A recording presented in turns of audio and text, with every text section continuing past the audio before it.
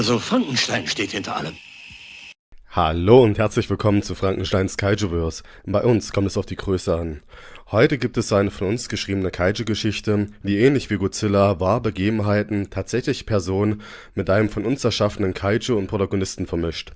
Daher wird es heute nicht viele Bilder geben, sondern nur ein paar echte Fotos und KI-Bilder. Viel Spaß mit der Geschichte. Mani Vene, ein Askari im Dienst der Schutztruppe Deutsch-Südwestafrika, geht Verdammten verloren durch das Militärlager. Morgen soll er bei der Niederschlagung des Name-Aufstandes beteiligt sein. Auch wenn der Generalleutnant Lothar von Trotha treu ergeben ist, so war er mit seinen Befehlen während des Herero-Aufstandes nicht einverstanden. Er befürchtet, dass es dieses Mal genauso blutig ausgehen wird. In der Ferne geht derweil langsam die Sonne auf, er geht zurück in sein Zelt und macht sich bereit. Er marschiert mit seinen Kameraden los und nach einem kurzen Marsch erblickt er die Truppen von Jakob Morenga, dem schwarzen Napoleon. Während des Gefechts von Leukop kommt ein Gegner Mani entgegengerannt und er ersticht ihn mit seinem Bajonett. Während seiner letzten Sekunden flüstert ihm der Sterbende zu, dass sie durch den Segen Hipporas keine Chance auf einen Sieg haben. Den Namen Hippora hatte er noch nie gehört.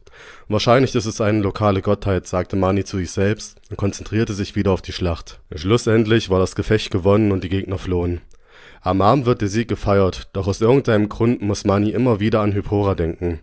So vergingen die Tage und aus Wochen wurden Monate. Währenddessen kam es zu mehreren kleinen Gefechten. Generalleutnant von Trotha ist zurückgetreten und Berthold von Deimling hat das Kommando übernommen. Nach einer monatelangen Verfolgung konnte Cornelius mit seinen Männern gestellt und besiegt werden. Als die letzten Überlebenden exekutiert werden, hört Mani sie wieder von Hippora sprechen und dass dieser alle Kolonialmächte vernichten wird. Während des nächsten Jahres kam es nur noch zu kleinen Scharmützeln und Mani hoffte, dass nun der Krieg bald enden würde. Im Januar 1907 kam es vor einer Bergkette zum Kampf und als sich der Staub legte, entdeckte er eine Höhle. Zusammen mit ein paar Kameraden untersuchte er die Höhle, da sich dort noch Feinde befinden könnten. Die Höhle war tief und in der Haupthöhle befanden sich tatsächlich Menschen.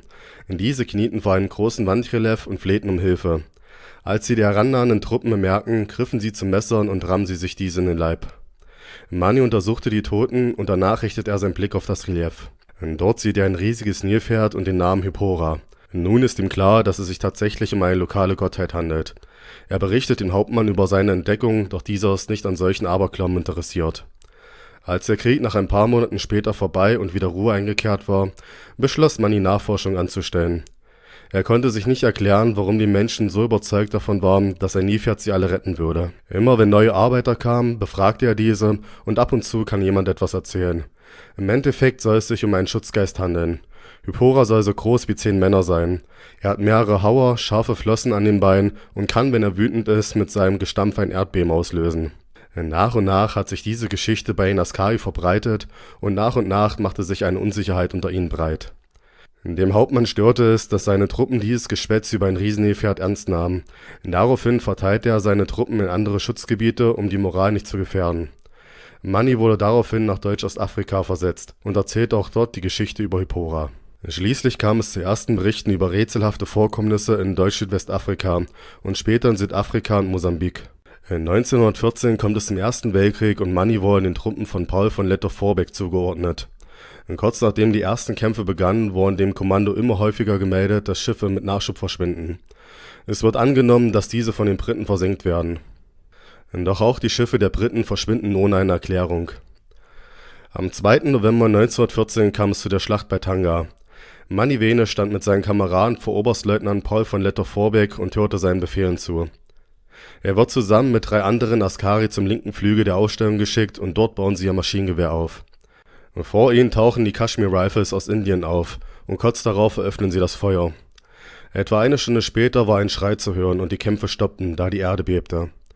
Die Soldaten dachten zuerst, dass es sich um ein Erdbeben handelte, doch dies stellte sich nach ein paar Sekunden als Irrtum heraus.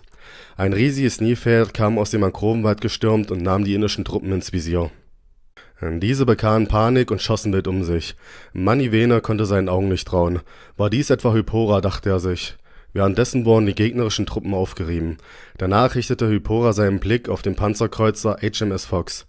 Die Besatzung schlug Alarm und richtete seine Kanonen auf den neuen Feind. Das Kanonenfeuer konnte anfangs nichts bewirken, doch nach mehreren Treffern zog sich Hippora zurück. Des Nachts erzählte Mani seinen Kameraden im deutschen Lager von den Legenden, die er vor Jahren gehört hatte, und stoß mit seiner Geschichte überall auf offene Ohren.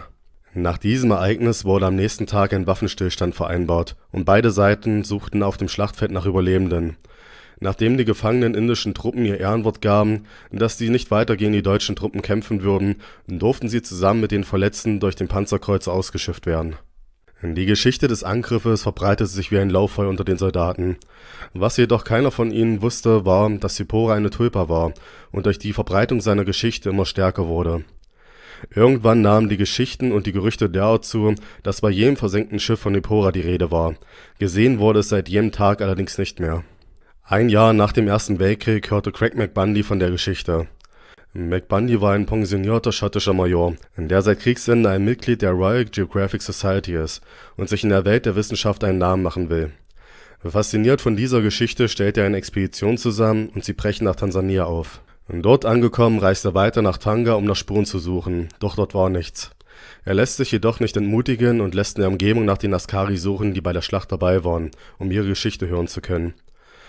Auf Sansibar fand er endlich jemanden, der ihm helfen könnte. Es war Maniwene. Nachdem er ihn von den Ereignissen des Tages und seinen eigenen Nachforschungen erzählt hatte, geht er zusammen mit ihm auf die Suche nach Hypora. Da sie allerdings keine Ahnung haben, wo sie mit ihrer Suche beginnen sollen, fangen sie damit an, alle Küstendörfer zu besuchen. Von Sansibar aus führte sie ihr Weg über Bumbwini bis nach Nungwi, ganz im Norden. Von dort aus ging es weiter über Pongwe bis nach Marumbi und dort nach mehreren Wochen Reise bekamen sie endlich einen Hinweis. Ein Dorfbewohner will ein riesiges Nilpferd gesehen haben, als er in der Bucht von Chakwa fischen war. Sie gingen also nach Chakwa, um dort ihre Suche fortzusetzen. Und dort angekommen erblickt Maniwene Hypora zum zweiten Mal, doch dieses Mal scheint es nochmal größer zu sein. Craig beginnt sofort eine Zeichnung zu erstellen und erzählt nebenbei seine Theorie zum Wachstum. Als er in Indien stationiert war, hört er von den Tulpas. Diese stammen aus Tibet und ihre Existenz wird unter den Buddhisten als gesichert angesehen. Eine Tulpa ist ein Wesen, das in der Vorstellung beginnt, aber eine greifbare Realität und Empfindung erlangt. Tulpas werden entweder durch einen bewussten Akt oder unbeabsichtigt aus dem Gedanken zahlreicher Menschen erschaffen. Dies deckt sich mit den Geschichten, die Maniwene erzählte. Durch die Verbreitung der Gerüchte und Erzählungen wurde dieses Wesen nun immer stärker. Während Craig am Zeichnen ist, will Mani etwas näher heran, doch wird dann von Hypora bemerkt. Es greift die Truppe an, doch diese schafft es zu entkommen. Hypora verschwindet danach Richtung Westen. Craig will sofort Kontakt zur Royal Geographic Society aufnehmen und so reisen sie ins nahegelegene Chakwa. Dort angekommen erblicken sie die zerstörte Stadt. Die Leute berichten, dass ein riesiges Nilpferd gewütet hat und danach weiter nach Westen zog. Eine Kontaktaufnahme war daher nicht mehr möglich und der Trupp nahm die Verfolgung auf. Die Berichte führen sie über Yendele und Dunga zurück nach Sansibar. Während der Reise kam es mehrfach zwischen Craig McBundy und Maniwene zum Streit. Denn während Mani Hypora sofort erledigen will, hadert Craig mit dieser Einstellung. Denn dies ist der erste dokumentierte Fall über eine Tulpa. Zudem gäbe es kaum eine Chance auf einen Sieg. Selbst die neu entwickelten Panzer sind immer noch sehr unzuverlässig und es ist unwahrscheinlich, dass Großbritannien diese nach Afrika verlegen würde. So vergehen die Tage, bis sie schlussendlich in Sansibar ankommen. Dort angekommen kann Craig endlich Kontakt nach England aufnehmen. Während Craig auf diese Weise um Nachschub und Mannstärke bittet, hört sich Mani in der Stadt um herauszufinden, wo sich Hypora nun befinden könnte. Es scheint, dass ein Fischer es gesehen hat, als es zum Festland schwamm. Craig hat gute Nachrichten, denn dank seiner Militärkontakte darf er auf Aufklärungsflugzeuge zurückgreifen, damit die Suche einfacher wird. Während der Schifffahrt von Sansibar nach Dar es Salaam schaut Maniwene gedankenverloren ins Meer. Dadurch erinnert er sich an den Maji-Maji-Aufstand und an deren Zauberwasser. Er rennt zu Craig und erzählt ihm von damals. Das sogenannte Maji sollte damals die Krieger nahezu unverwundbar machen. Selbst Kugeln sollen wie Regentropfen abprallen. Craig versteht nicht, was an dieser Geschichte nun so interessant sein soll. Mani meint, dass das Maji vielleicht auch eine umgekehrte Wirkung haben könnte. Man könnte Hypora damit schwächen und letztendlich töten. Leider hat die Sache einen kleinen Haken. Mani weiß weder, wie das Maji hergestellt wurde, noch ob es tatsächlich modifiziert werden könnte. Sie beschließen daher, nach ihrer Ankunft ein Überlebenden des Maji-Maji-Aufstandes zu suchen. Craig McBundy und Maniwene hören sich in der Stadt um, währenddessen die Aufklärungsflugzeuge sich auf die Suche nach Hypora machen. Nachdem sie den Einheimischen immer wieder versichert haben, dass sie keine bösen Absichten haben, konnten sie im Austausch mit etwas Gold hören, dass der Dorfvorsteher von Dutumi ein damaliger Priester war. So machte sich der Trupp auf die Reise dorthin. Das Dorf liegt sehr abgeschieden, aber mit Mani als Dolmetscher können sie sich verständigen. Der Dorfvorsteher will allerdings nicht helfen, da er Hypora als Strafe Gottes ansieht und hofft, dass es endlich die Kolonialmächte aus Afrika vertreibt. Plötzlich kommt ein Wasserträger angerannt und berichtet, dass die anderen Wasserträger gerade von Löwen umzingelt wurden. Manny und Craig nehmen daraufhin ihre Gewehre und machen sich auf den Weg. Mit ein paar Schüssen können sie einen Löwen erlegen und die anderen vertreiben. Da einer der Männer der Sohn des Dorfvorstehers ist dieser bereit, den beiden Männern noch einmal zuzuhören. So berichtet Manny von der Zerstörung in Chakwa und überzeugt den Dorfvorsteher davon, dass Hypora kein Rachegott ist, sondern auch den Einheimischen Schaden zufügen wird. So beschließt er, die beiden mit zu einer Höhle zu nehmen. Dort wurde das Machi produziert und er ist bereit, den beiden einen Talisman zu fertigen. Manny winkt allerdings ab und erzählt ihm von seinem Plan, die Wirkung des Machi umzukehren. Der Dorfvorsteher weiß nicht, ob dies möglich ist, doch willigt ein. Er will noch andere Priester kontaktieren und wird dann mit der Produktion beginnen. Manny und Craig reisen ab, um Fässer und Männer für den Transport zu besorgen. Manny wird ein Trupp von Askari unterstellt und Craig übernimmt die Leitung über die Aufklärer. Hypora wird am Fluss Ruvo gesichtet und so machen sich die Männer mit den Machi-Fässern auf nach Bagamoyo. Die Aufklärer haben in all der Zeit Hypora beobachtet und es scheint sich dort in einer Ruhephase zu befinden. Alle gehen nochmal den Plan durch. Manny soll mit seinen Askari die Machi-Fässer flussaufwärts bringen und sie dort ausschütten. Auf diese Weise wird Hypora an diese gedrängt werden. Sobald dies passiert ist, soll der Askari-Trupp den Bodenangriff beginnen. Sobald Hypora zum Angriff ansetzt, wird es von den Jägern beschossen und auf diese Weise erlegt. Manny und Craig verabschieden sich und wünschen sich viel Glück. Problemlos schaffen es die Akari, das Wasser auszuschütten und machen sich danach in Richtung Hypora auf. Nach ein paar Schüssen wird Hypora auf den Trupp aufmerksam und beginnt sich in Bewegung zu setzen. Die Jäger öffnen daraufhin das Feuer, doch der Beschuss ist nicht ausreichend.